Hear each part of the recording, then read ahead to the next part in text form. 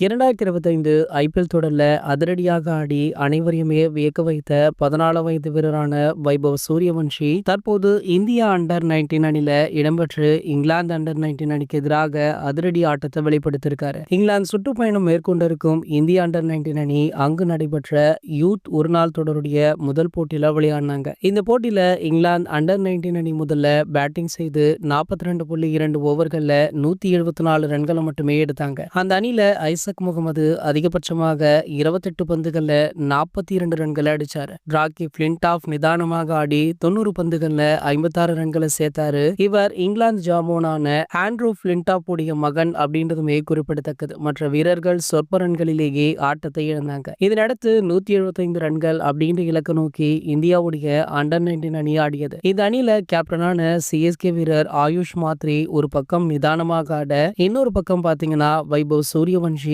அதிரடியாக ஆடினாரு. ஆயுஷ் மாத்ரி 30 பந்துகள்ல 21 ரன்களை சேர்த்தாரு.